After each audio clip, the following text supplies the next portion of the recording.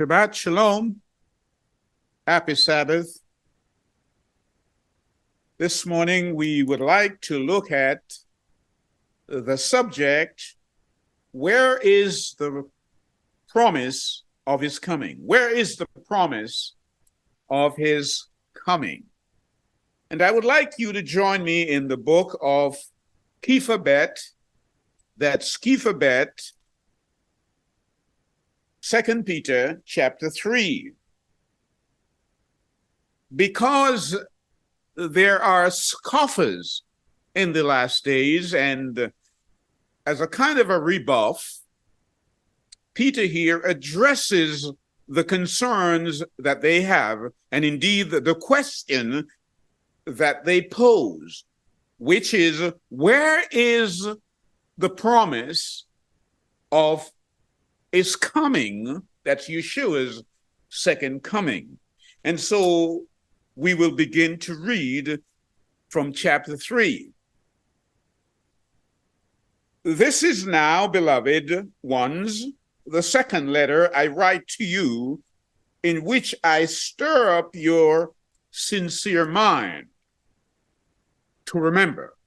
Peter wants you to reflect on the things that you know, that were taught to you, and so he's writing a second time to the people that had believed. Peter, as you know, his ministry was to deal with those who are circumcised, the Jews. Paul was the uncircumcised, the Gentiles. But it seems as if they had forgotten, and he wants to remind them. And I think that this society in which we live needs to be reminded. It was only this week I was reading an article, and the article informs me that China has accelerated its production of nuclear weapons and is set to double its arsenal to over 1,000 by 2030. That article is warning us by the Pentagon.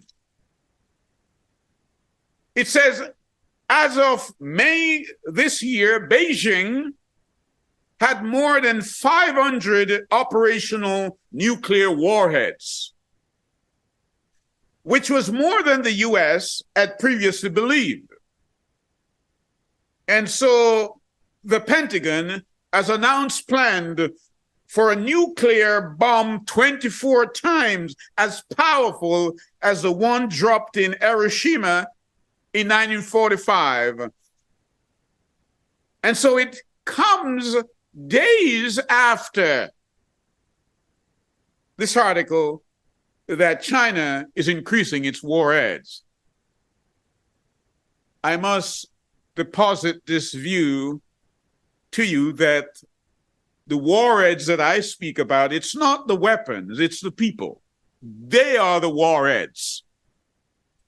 And so Peter recognized that the people that among whom he lived had forgotten Yah. And so he wanted to remind them of certain basic tenor of faith. Let's read on. Peter says that the words previously spoken by the set-apart prophets and of the command of the Master and Savior spoken by the emissaries, speaking of the apostles. He includes himself in the apostles, and he's saying, I want you to remember the words that are spoken by the prophets and those that are spoken by the apostles, knowing this first, that mockers, scoffers, shall come in the last days with mocking, walking according to their own lust, and saying, where is the promise of his coming. That's our subject today. Where is the promise? Mockers are coming. And Peter here is not merely referring to unbelievers. He's dealing also and mostly with people in the assemblies, in the churches. Men who stand at the pulpit each week at their lectern teaching falsely, mocking, asking the question, where is the promise that he made, that he's coming? Because it seemed to them that things have continued as it has always been since creation. But we recall in John chapter 14, Yeshua said, "Let not your heart be troubled. I have gone to prepare a place for you, and if I go and prepare a place, I will come again and receive you unto myself, and where I am, there you may also be." That's a promise that we can take to the bank, because Yah's word will never return to him void. It will always accomplish that which it sets out. Isaiah 55 and verse 11. So Peter here, as a rebuttal to that statement, to that mocking statement, to people who do not believe that he's coming. So often you hear people are saying, well, when is he coming? Some will say that no one has ever returned from death to explain what has happened. And so there is this insolence. There is this impudence that rings out into the air, and we even breathe that insolence and end up being unbelievers too, because we have said that it's been a while. Why is he dragging his feet? Why has he not yet come? That's the question here that Peter wants to address, and it is the question that we need to exegete the passage to ascertain what is being said. Verse 5. For they choose to have this hidden from them. Listen to what Peter is saying. Peter is saying this kind of ignorance is willful. They have chosen to hide it from themselves. That the heavens were of old, and the earth standing out of the water, and in the water by the word of Elohim. They know this. They know that Genesis 1:1 says, in the beginning, Yah created the heavens and the earth. They know that. But they have chosen deliberately premeditated ignorance to forget that. They've forgotten that. So they're mocking.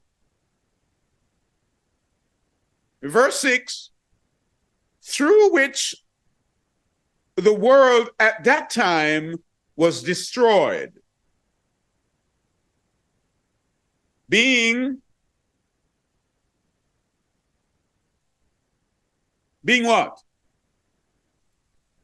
Peter says the world at that time was destroyed, being flooded with water. I said we need to exegete the text so we can see what's in the text rather than to read into the text what's not there. That's my intent this morning. to extrapolate from the text so that we may obtain a better understanding. And I want to read that again for emphasis.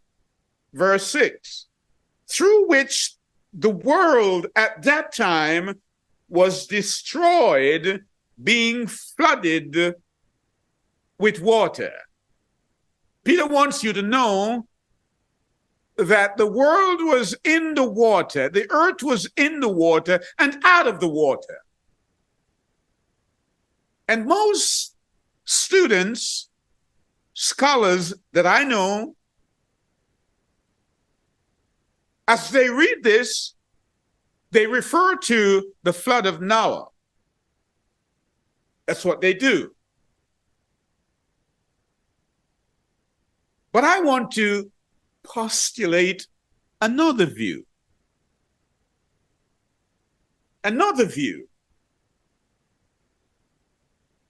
Peter says, by the time that the flood of Noah came, the world was old. It was old. We don't know how old. That's what Peter is saying. And Peter wants you to know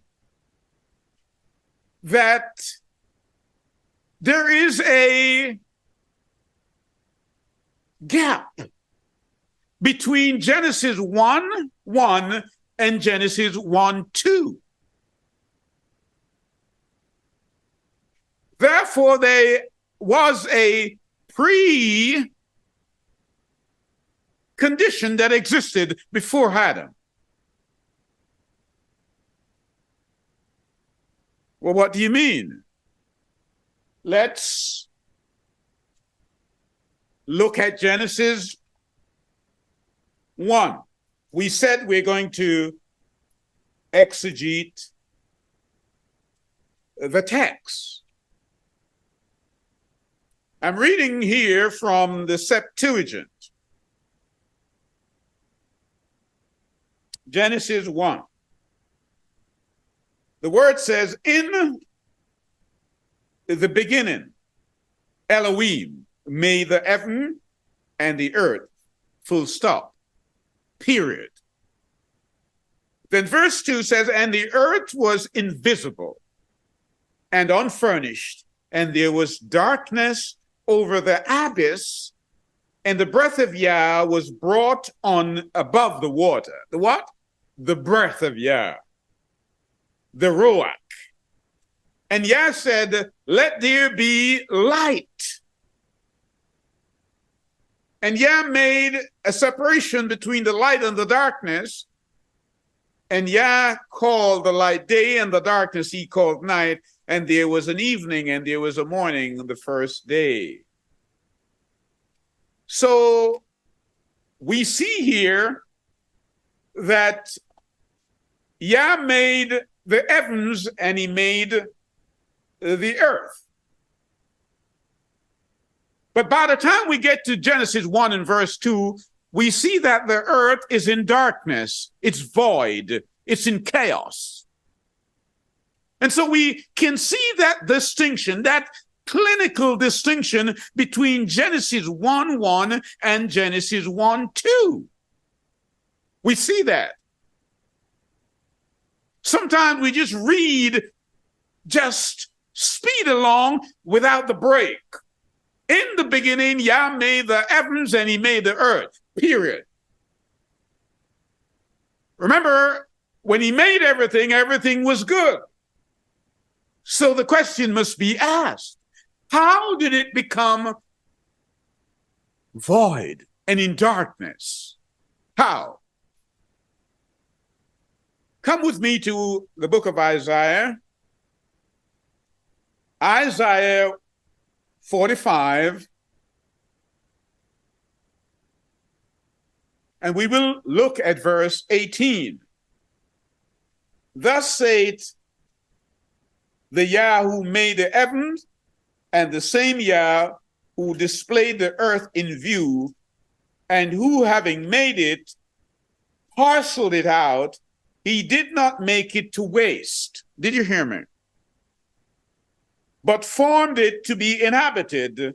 I am Yah, and there is no other. He says, when I made the earth, I didn't make it void. It was not dark. It was not in chaos. So something happened between Genesis 1:1 and Genesis 1:2, because that's not the way he made it. Are you with me?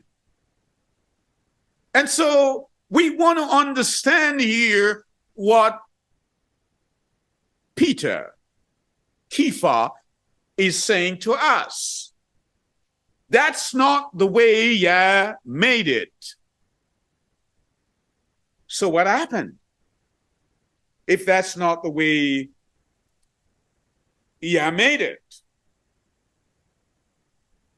He says there was water,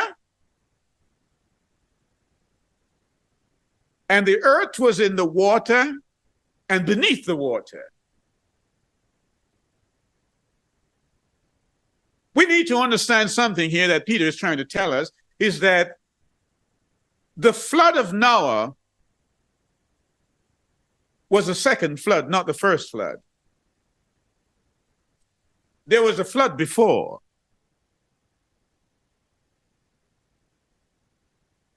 Let's look at Isaiah chapter 14, and we'll read from verse 12. How is Lucifer fallen from heaven? He who was our bringer of the morning, he was a sign. He who sent messengers or messages to all the nations is trampled down into the earth. Though indeed did I say in thy heart, I will ascend into heaven, above the stars of heaven, I will place my throne.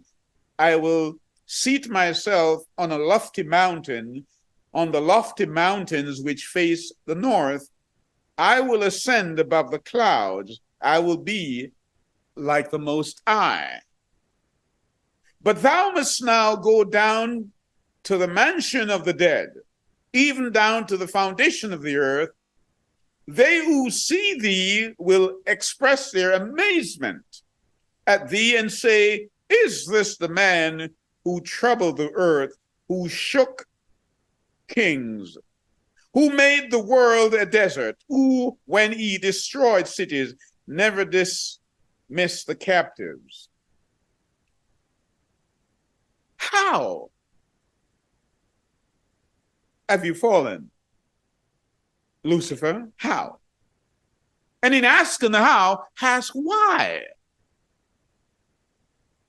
Because Lucifer, being a cherub, each day he saw that divine being on the throne and thought to himself, if I could only get myself on that divine throne, all these angels, all these cherub, all these seraph, they would be giving glory to me. So he says here, I am going to exalt my throne above the Most High.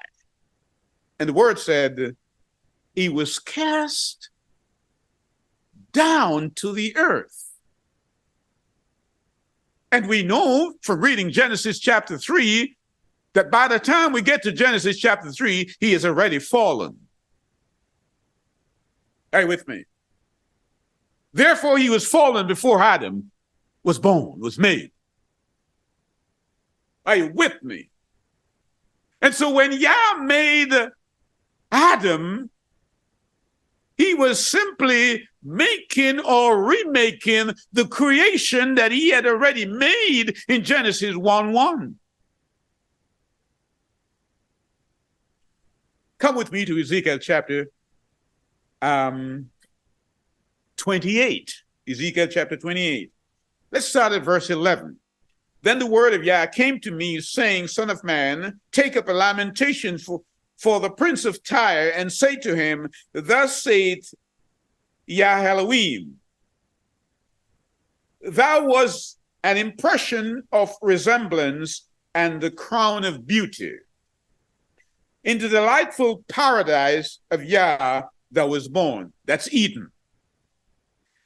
Thou hast been adorned with every precious stone, the sardis and the topaz and the emerald and the carbuncle, the sapphire and jasper, and with silver and gold, and the ligure and the agate and the amethyst and the chrysolite and beryl and onyx, and as filled thy treasuries and thy stories with gold. Your stores were filled with all these jewels. From the day thou was created, thou was with the cherub. On the holy mountain of Yah I placed thee. Thou was born in the midst of the sparkling stone. Thou in thy days was spotless, from the day that thou was created until iniquities was found in thee. What am I saying? It's clear from Ezekiel chapter 28 that Lucifer was in the garden of Yah. We call Eden, paradise. And he was a covering cherub, but he felt to himself that he will elevate himself above the throne of Yah. And it was at that time, may I deposit the view, that that earth was made void and covered with water. And it was such that it was in chaos. Because Yah said in Isaiah 45 and verse 18 that that's not how he made the earth at first. He made it to be inhabited. But when he looked at it subsequently, Peter is letting us know that the earth was in the water and above the water. That's what Peter wants us to know. Let's go back to Peter. Chapter 3, verse 7. And the present heavens and the earth are treasured up by the same word, being kept for fire to a day of judgment and destruction of wicked men. Now, often we read this passage and we say, the earth or the world was destroyed. Was the world destroyed in Noah's day? Peter wants you to know this. Come with me to 2 Peter chapter 2 and verse 5. Peter says, and Yah did not spare the angels, the ancient world, that's the cosmos, except for Noah and 7 others in the family. Noah warned the world of Yah's righteous judgment, so Yah protected Noah when he destroyed the world of ungodly people. The world that Peter is here speaking of is the world of ungodly people, unrighteous people, not the physical world. Are you with me? The world of ungodly people.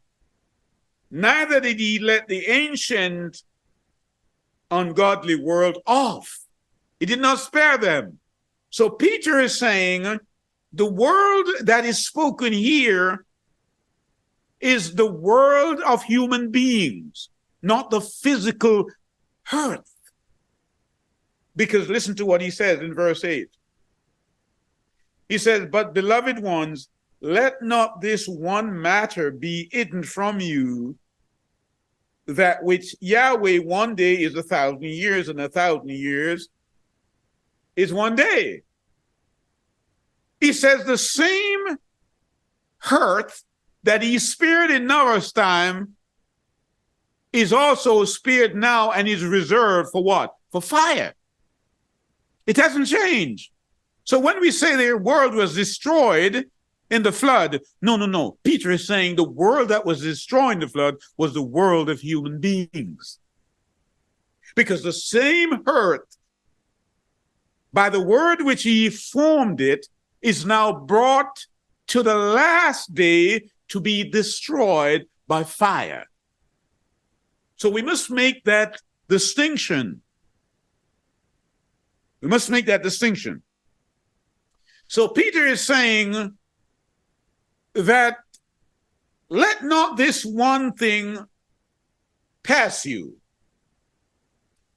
Peter says, Yah made 7 days, 7 24-hour days. But each of those 24-hour days, they're equivalent to 1,000 years in celestial time. One terrestrial day is equal to 1,000 celestial years. We got to understand that. Because the question that we're addressing, and we're trying to exegete the text to understand, is where is the promise? Where is the promise? So if he made 7 days and he said to man, he said to Adam, 6 days shalt thou labor and do all thy work, but on the 7th day is the Shabbat, rest. Rest. It's very simple now. Arithmetic. He has given man from Adam 6,000 years. Where is the promise? He will come at the end of 6,000 years. And the 7th day will be the millennium, 1,000 years. That's the Sabbath. He wants us to know that, and Peter painstakingly is going through this so that we can understand that. So he's saying the flood of Noah was a second flood. There was a flood that destroyed the beings, may I put that was there. Because Satan was there before, as we read earlier on. We just read that.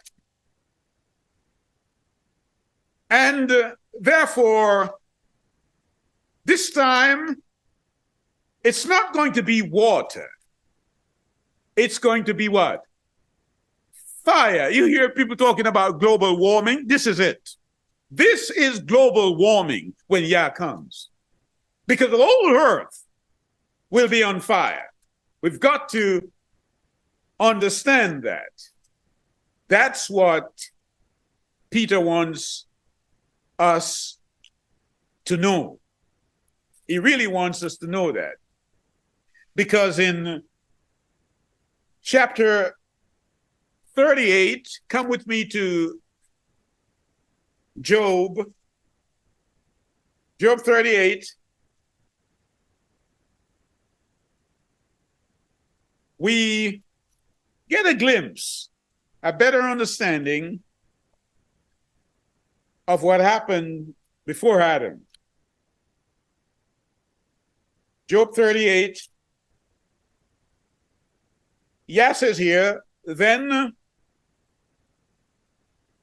Yah answered Job out of the whirlwind and said, who is this that darkeneth counsel by words without knowledge? Who is it?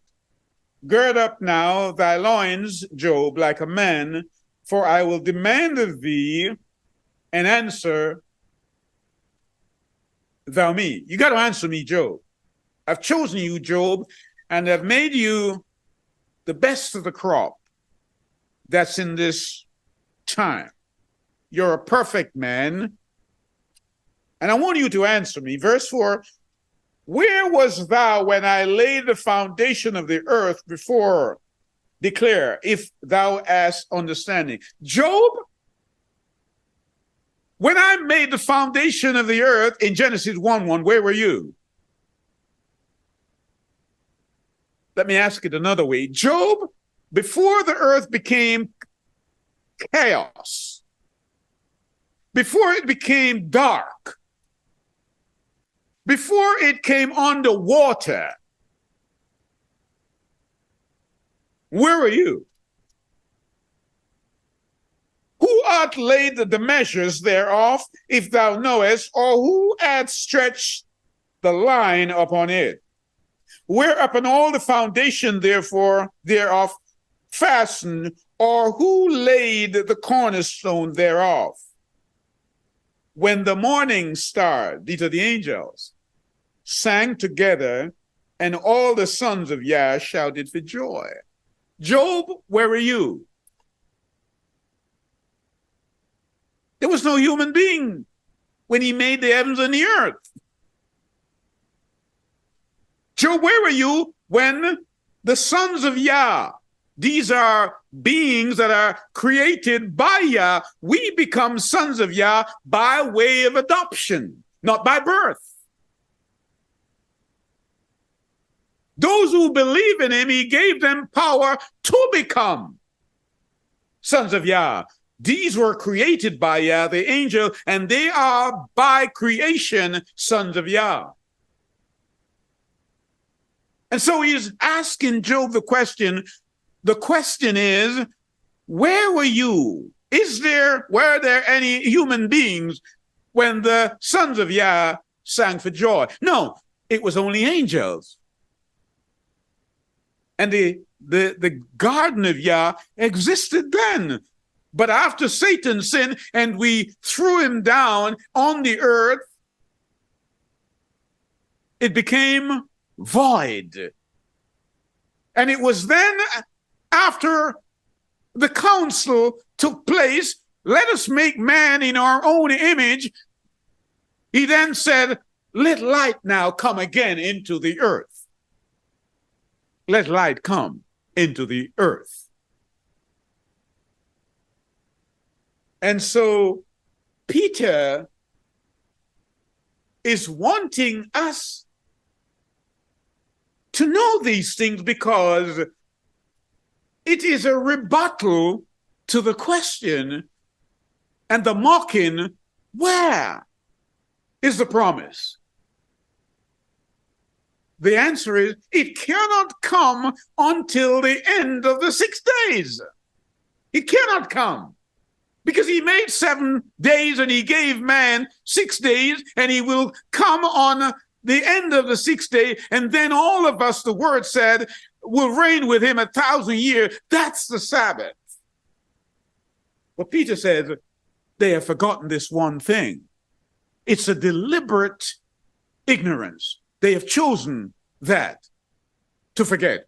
They forget that Yah made the Sabbath and it must be kept holy. They know that. Peter said it's willful. They know that it was on March the 7th, 321 AD, Emperor Constantine changed the day of the Sabbath and advocated that people should worship the first day of the week and call it the Sabbath. They know that. The scholars know that. The theologians know that. The exegetes, they know that. They know that it was Constantine who said, I want to disassociate myself from the Jews, and therefore we will not keep the feast days. They know that. They know all that. They know that he was the chief priest, Pontifex Maximum. That was his title, chief priest. It was he who legalized Christianity into the Roman Empire and made it a state religion. I'll say that again. Christianity is a state religion made by Constantine But people have deliberately, Peter says, ignore that one fact. It's not that they don't know, they know. Verse 9 is not slow in, it's not slow in regard to the promise. He's not slow. The time that he has set must run its course. He's not slow at all, as some count slowness, but he's patient towards us, not wishing that any should perish, but that all should come to repentance. But that day, but what?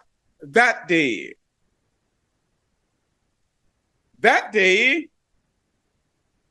shall come as a what? As a thief in the night. Remember, we studied this a few weeks ago, and we talked about the church of Sardis, which is a church of the Reformation. It has a name, but Yah says in Revelation that it is a dead church. And so only the dead church he comes to as a thief in the night. We've read that. But in 1 Thessalonians chapter 5, we see Paul says, I need not write to you because you're children of light. And you know the day when he's coming. Even if you don't know the hour, you know the day. So when they say that no man knoweth the day nor the hour, they need to understand that that is an Hebrew idiom meaning when the new moon is. On the first day of the 7th month of Tishri. They better understand that. Verse 10 of Kephabet, 2 Peter 3. But the day of Yah shall come as a thief in the night, in which the heavens shall pass away with a great noise, and the elements shall melt with intense heat. And the earth and the works that are in it shall be burned up. Seeing all these are to be destroyed in this way, what kind of people ought you to be in set-apart behavior and reverence, looking for and hastening the coming of the day of Elohim, through which the heaven shall be destroyed, being set on fire, and elements melt with intense heat. I mean, that's quite something, isn't it? That's quite something. You see, when Yah made the earth, we read in Bereshit 1:31, the word says, and Yah saw everything that he had made, and behold, look. It's imperative that you look. It was very good, and evening and the morning were the 6th day. And he ceased. He says, all that I made here is for man. The 6 days. Go and do all that you want. But the 7th day, the millennium that's coming, that's the Shabbat. And the whole idea of the 6th day here is to prepare yourself in time to step out of time and into eternity so we can keep the Shabbat. But you well know that the political system is premised on the ideology or on principles that extol the profit motive. You know that. And that's where we are. We live in a capitalist society in which everything is organized in relation to the profit motive. The laws that relate to this rapacious idea and the venal transcribers of Yah's word, and those who think they have a better opinion then Yah is none other than contemporary man. He borrows his attributes and lexicon from the jurists of the antediluvian world. That's where he gets his source from. And we've just read that they were drowned. And it's as if Yah is saying, you have read 2 floods that have taken place, and you have not learned a thing. This time I'm not using flood, I'm using fire for you, because you know better. You know better.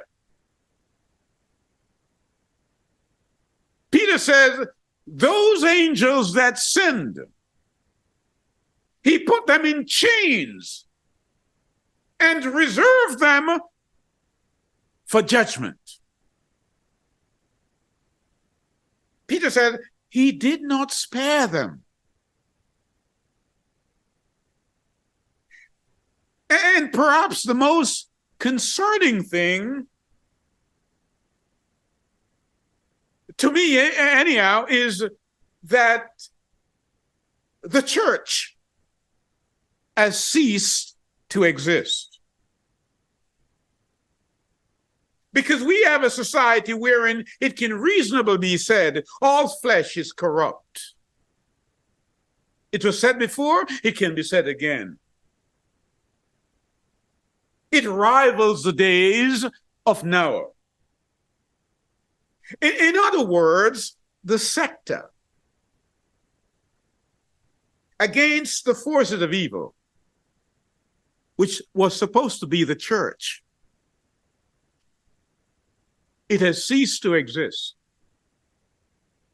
And by this, I don't mean that buildings don't exist and that people no longer stop going to them each week. That's not what I'm saying. No, they will continue to go, even as the Pharisees continue to go to the temple 37 years after Yeshua said, your house is left to you desolate. People will continue to go to church, despite of what the angel of Revelation 18:4 says, come out. They will continue to go. But what I mean is that they have left the faith. 1 Timothy 4, verse 1 says, the Ruach speaketh how? Expressly. That in the last days, what will happen? Many will leave the faith. The churches will be full. But they have left the faith. Why? Because they're teaching and preaching falsely. That's what they're doing. Peter said, but. That's what he said. But. That is the adversative conjunction. We talked about that some time ago. It compares 2 things. It's comparing the world of yesteryear against the contemporary time. Yah destroyed it, not the earth, but the world of the people, the human beings, with the flood. And he has preserved it with the same word to the end to destroy the earth with fire. Understand that. Now, if you understand that, you understand this is the first time the earth's going to be destroyed.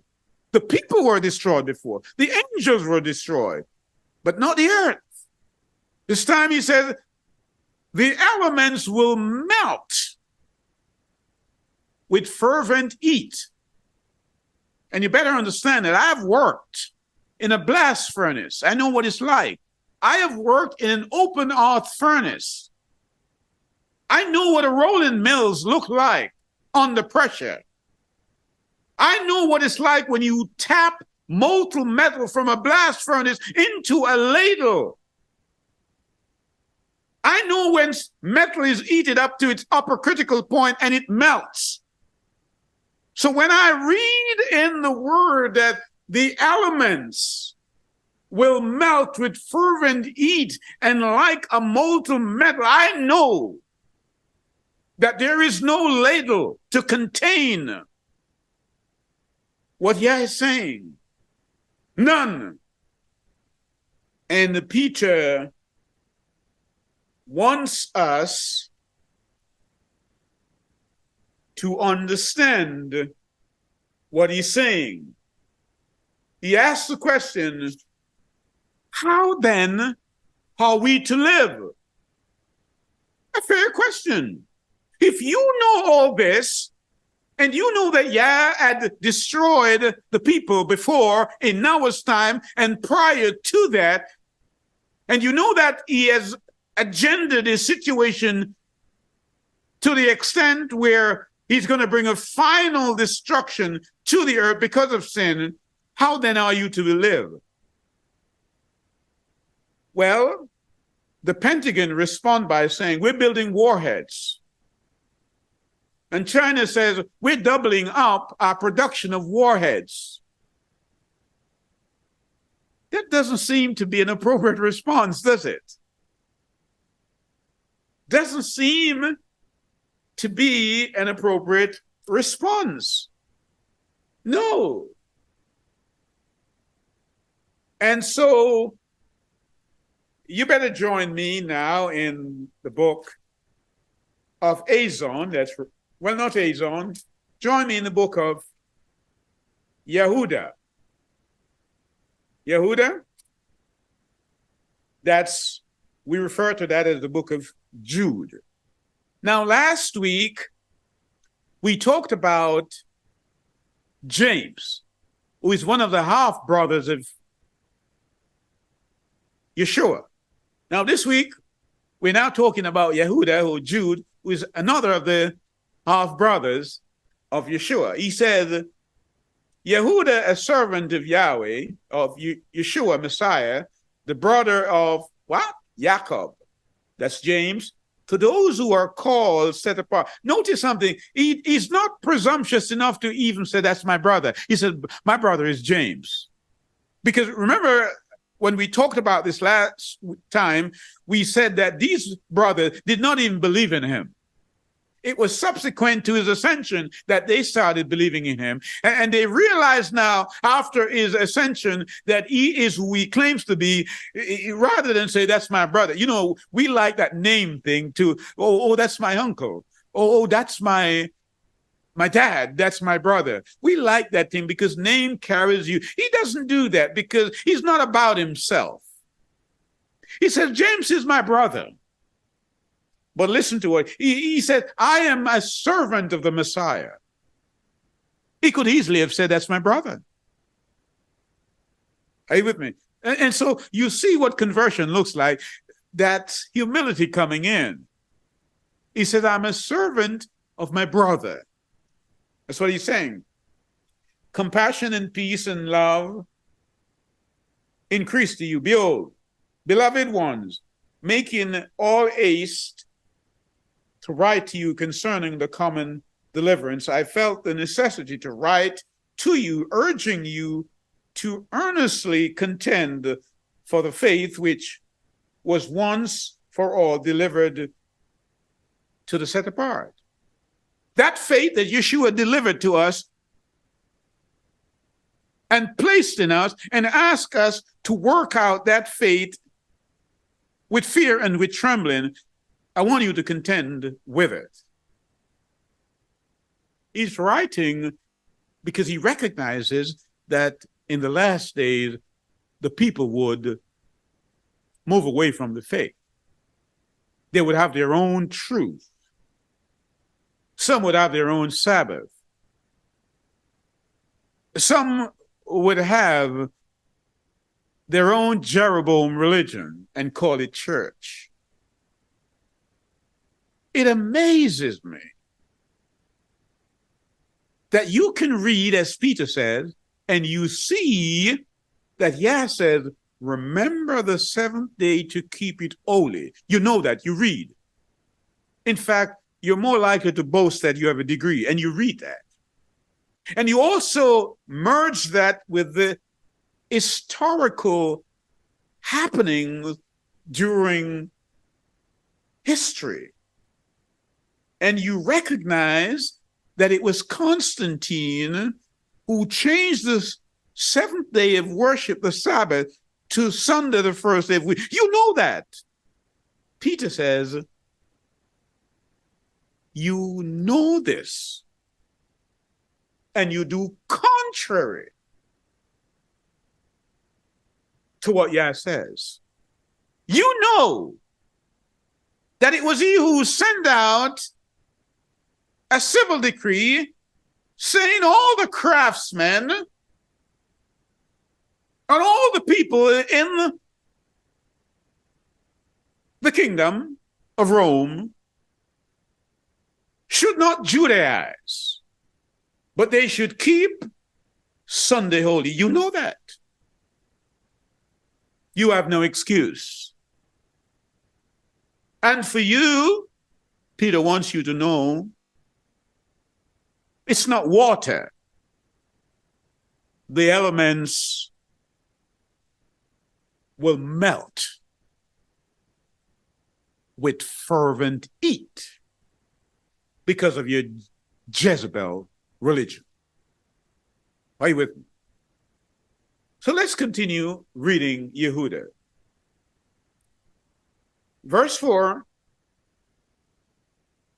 for certain men have slipped in, whose judgment was written about long ago, wicked ones perverting the favor of Elohim for indecency and denying the only master, Yahweh, and our master, Yeshua, Messiah. But, here is that adversity conjunction. But I contend to remind you, though you once knew this, you what? Listen to me. Peter just dealt with that. You knew. Peter is an apostle. This is the brother of Yeshua. And he's saying, you know. You once knew this, that Yahweh, having saved the people out of the land of Egypt, afterward destroyed those who did not believe. Did you get that? He said he brought some people from Egypt, his own people, gave them a commandment how to live. And when they did not obey him, he destroyed them. The temple in Jerusalem did not save them. Your denomination cannot save you. It's only obedience to Yah and his law will save you through Yeshua. Your faith in him, and you have moved away from that. This is Jude. And the messengers, he's talking about angels now, and the messengers who did not keep their own principality, but left their own dwelling, he has kept in everlasting shackles under darkness in the judgment of the great day. You didn't hear me. Jude here is addressing Genesis chapter 6. When the sons of Yah, the angels, and this is my rebuttal to those who believe these are the sons of Seth. It's not the sons of Seth. It says the sons of Yah who were created by him. These are angels. They mated with the daughters of men, including the daughters of Seth. They left their own estate because they're spiritual beings. And they mated with human beings. And they produced offspring. The word says these in those days were giants, Nephilims. That's what Jude here is addressing. And you knew this. You knew this. Shall I read it again for your emphasis?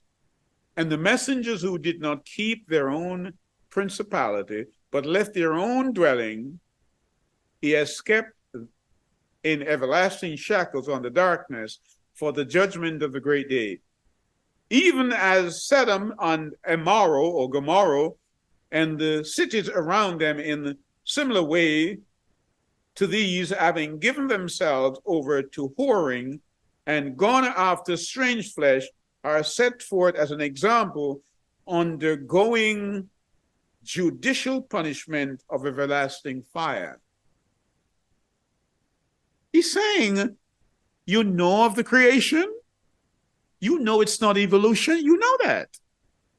You know that the angels who sin, he put them in prison and they are being reserved for judgment. You know that. You know what happened in Noah's time, that the people didn't behave, and Noah was saved, the eighth person who is a preacher of righteousness, the eighth Melchizedek. He saved, but he destroyed the world of that people, the antediluvian world. He destroyed them. You know that. You also know that in Abraham's time, the people of Sodom and Gomorrah, they too were destroyed. You know that. So how then, having known all that, water is not a good way to deal with you. It has to be fire.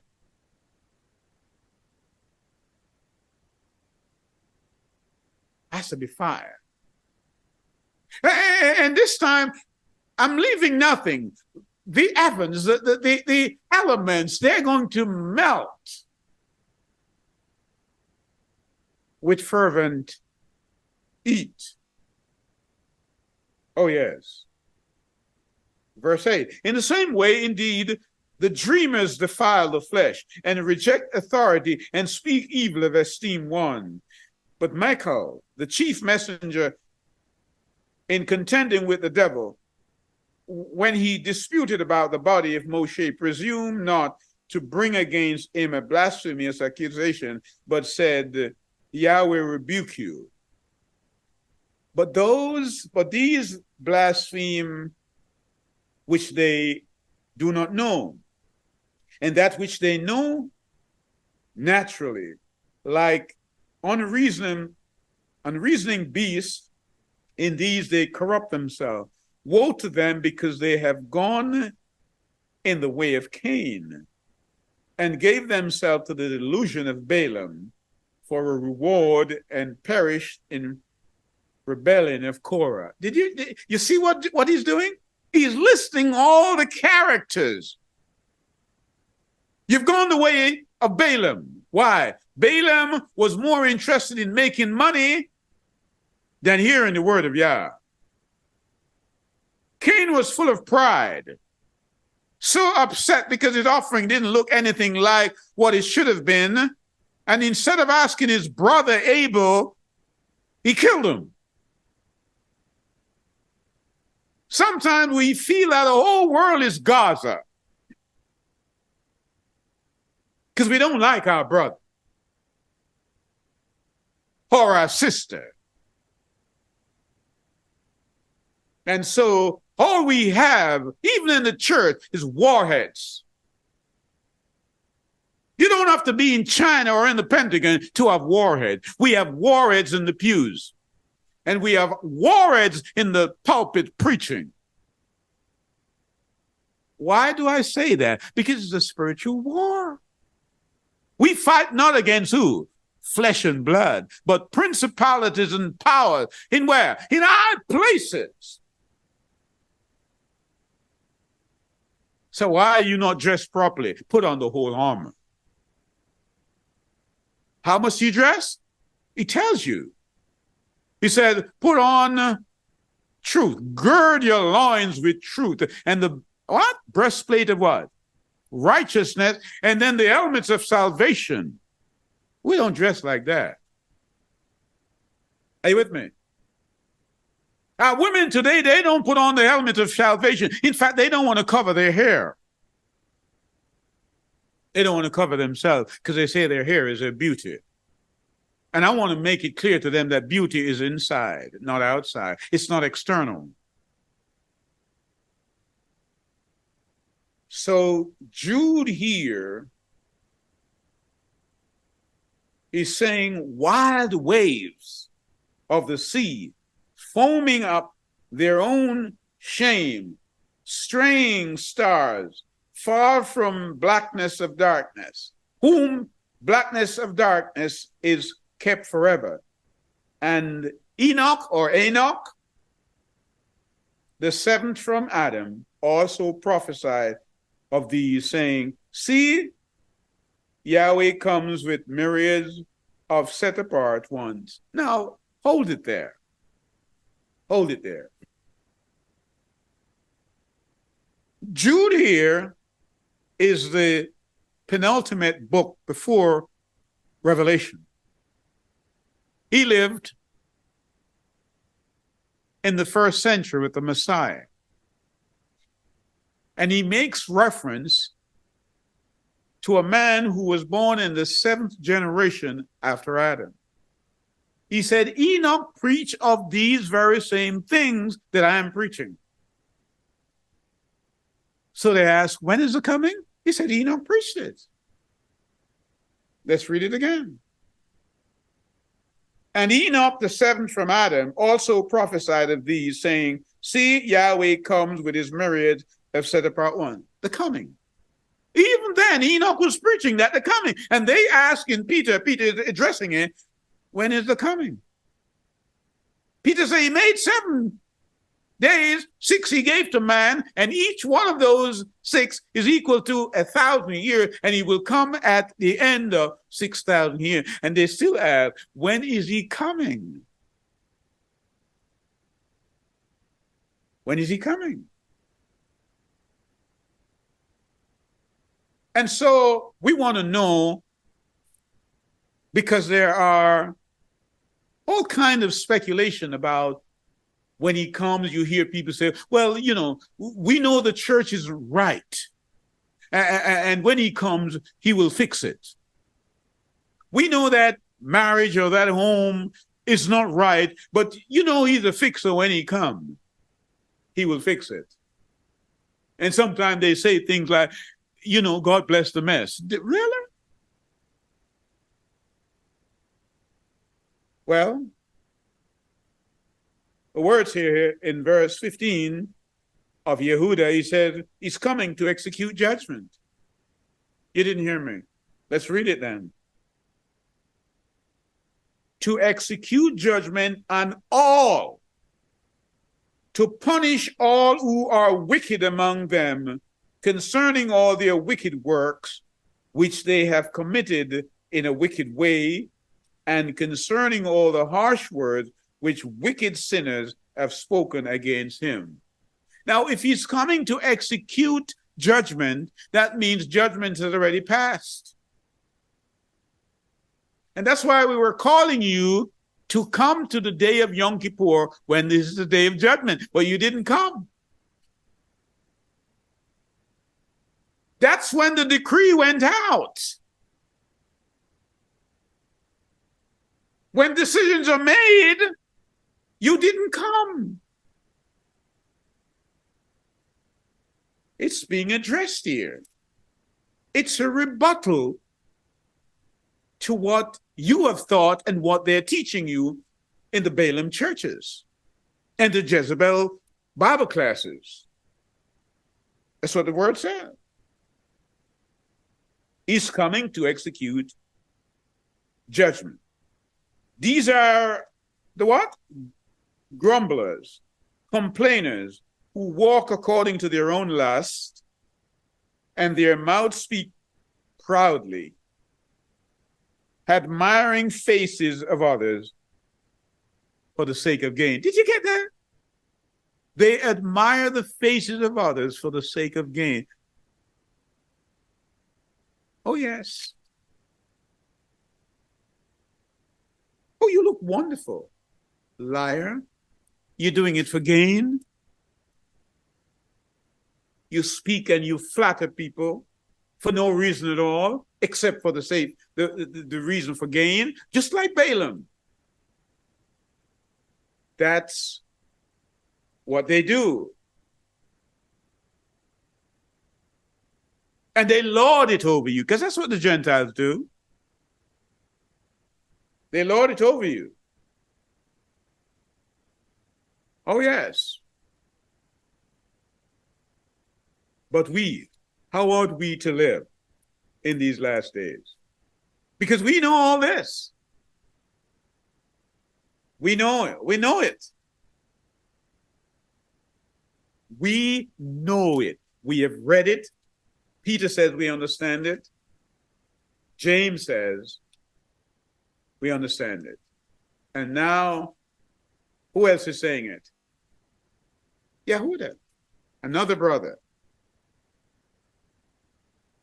So as we distill this passage, as we distill it,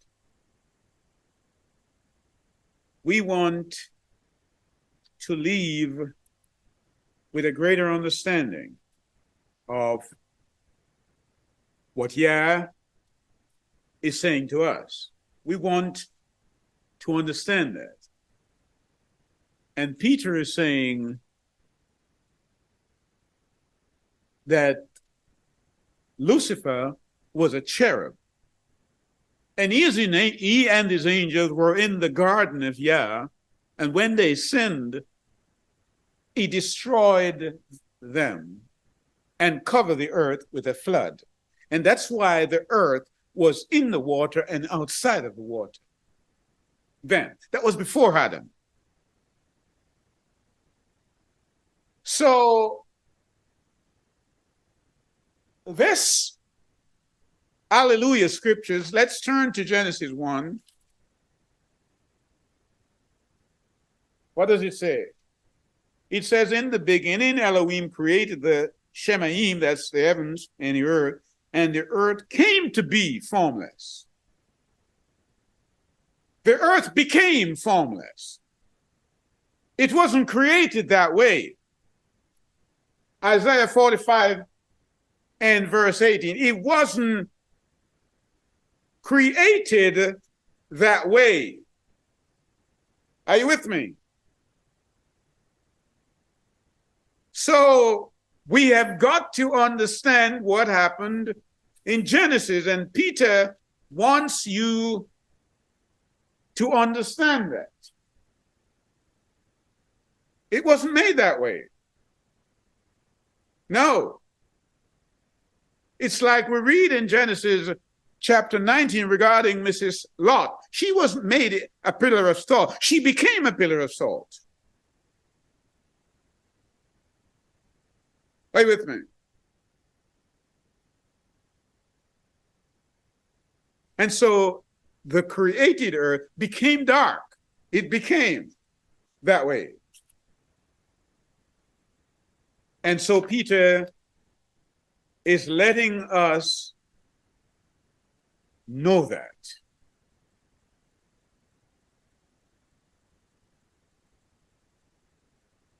And he's saying when these people did not do what Yah asked them to do, he destroyed them. Do you think you will get a pass? When the people in Noah's day did not behave themselves, he drowned them too. But today, scoffers, they come and they ask, when is he coming back? And with glee in their eyes, they ask that question. And in Psalm 136, verse 6, Yah is asking, to him who he spreads the earth on the waters. That's what he said. I spread the earth on the waters. Psalm 24:2, he had founded it upon the seas and upon the waters. He's letting you know.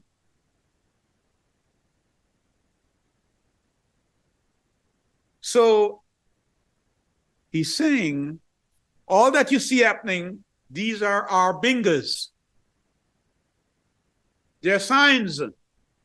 They are the indicias of which I speak. And so when you see the arbingers, when you see the sign, when you see the indicia, you ought to know, you better study the signs of the fig tree. You ought to know. And think back on what I did to the antediluvian world. You ought to know How then are we to live? How? We're asking ourselves those questions, but what are the answers we're giving to ourselves? How? How? All judges and the city people must keep Sunday, says Constantine. And Yah says, remember the seventh day to keep it holy. So who are you obeying? Who? Who are you obeying?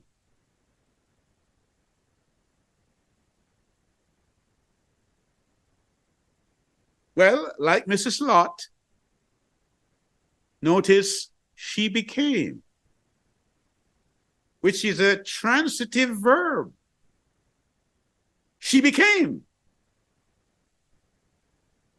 a pillar of salt. She wasn't created that way. The earth, a transitive verb, same transitive verb, became void, became dark. I did not make it that way, says Yah. And as for you, I made you to be an example in righteousness. Notice how I brought those people from Egypt for one intent. If they obey me, they would become a kingdom of priests, but they didn't. What is it we're not understanding? Is it the grammar or the syntax? What is it? Is it the arrangement of words, how they put together by the apostles or by the prophets? What is it we're not getting? Tell me. I'm not getting it. Because it seemed so obvious. Very obvious to me. Yeshua says, if you destroy this temple, I'll raise it up in 3 days. They misunderstood that, did they not? Let's turn to Yohanan chapter 2 and verse 21. He says, but this temple he had spoken of was his body. You didn't hear me? I'll say that again. But the temple he had spoken of was his body, and he was raised from the dead. His disciples recalled what he had said. Then they believed the scriptures and the words of Yeshua had spoken. This is what we call in grammar the genitive opposition. He's saying the temple is really my body, and the church is what? His body. Isn't it? Then let me ask you a very simple question. Because you hear this all the time from the pulpit. The church is the body of Christ. That's how they speak. I'd rather say Yeshua. But let's take that. The church is the body of Yeshua. We agree on that. We also agree that Yeshua is the head. So why is it when the head speaks to the body doesn't hear the head? Am I to assume that the body is disconnected from the head? The head says, remember the seventh day to keep it holy. The body says, the first day is our Sabbath. The feast days are done away with. And he says, the head, if you love me, you keep my commandment. So tell me how you have that vertical relationship with him when you don't do what he says. And then claiming that you have a relationship with Abraham, he's your father. You really want to know? You're illegitimate. Abraham is not your father because you're not in Yeshua. If you be in Yeshua, Galatians 3:29, you are Abraham's seed. You can fight as many holy wars as you want, but if you reject Messiah, you're not Abraham's seed. You're not. And so let's just close on Peter.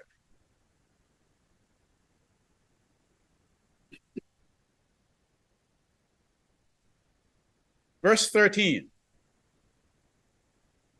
But according to his promise, we wait for a renewed heaven and a renewed earth, in which righteousness dwells.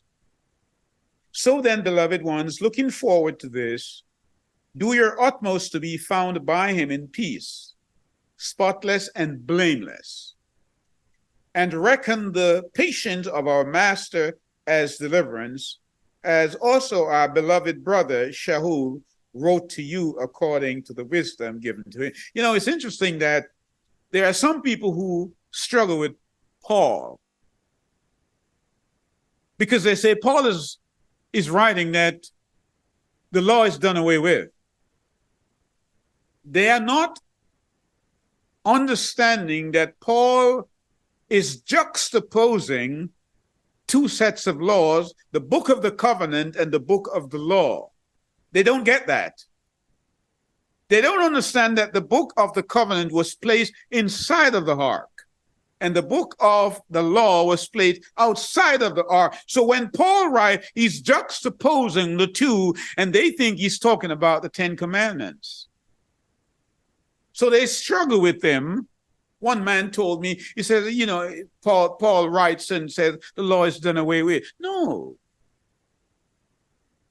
But here, I cite that to say here, Peter is authenticating Paul.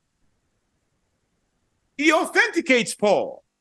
He says, so then, beloved ones, looking forward to this, do your utmost to be found by him in peace, spotless and blameless, and reckon the patience of our master as deliverance, as also our beloved brother Shaul, Paul, wrote to you according to the wisdom given to them, as also in his letters, in all his epistles, speaking in them concerning these matters, in which some of are hard to understand. Peter said they're ought to understand, which those who are what? Untaught and unstable twist.